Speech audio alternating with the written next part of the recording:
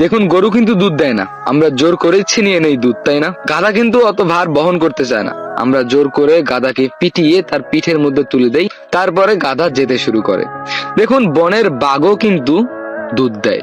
আমরা কি ভুলেও দেখতে চাই যে বাঘ দুধ দেয় কি দেয় না? সিংহ কিন্তু একটা প্রাণী, তবে আমরা সিংহের উপর কোনো ভারী জিনিস চাপিয়ে দেই না।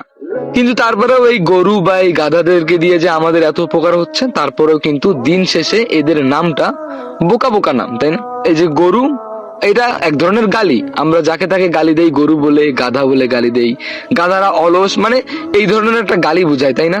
কিন্তু তারা আমাদের অনেক উপকার করতেছে। আর বনের বাঘ সিংহ কিন্তু আমাদের কোনো উপকার করতেছে না, বরঞ্চ আমরা যদি তাদের সামনে যাই, তারা কিন্তু আমাদেরকে এক গাছে খেয়ে ফেলবে।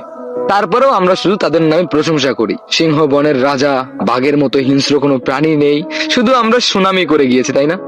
কিন্তু যেই মানুষগুলো আমাদের পাশে থাকে, আমাদেরকে সবসময় হেল্প করে, আমাদেরকে মানসিক শান্তি দেয়, সবসময় চায় আমরা সুখে থাকি, ভালো থাকি, সেই মানুষগুলোকেই আমরা গাধার চোখে দেখি, গরুর চোখে দেখি। যেই মানুষগুলো আমাদের পাশে থাকে, দিন শেষে আমরা তাদেরকেই ভুলে যাই।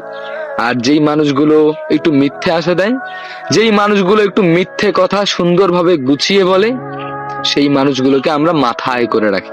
আসলে যেই মানুষগুলো আপনাকে সত্যিকারের ভালোবাসে, সত্যিকারের সাপোর্ট করে, সেই মানুষগুলো না সত্যিটাও অত সুন্দর করে গুছিয়ে বলতে পারে না।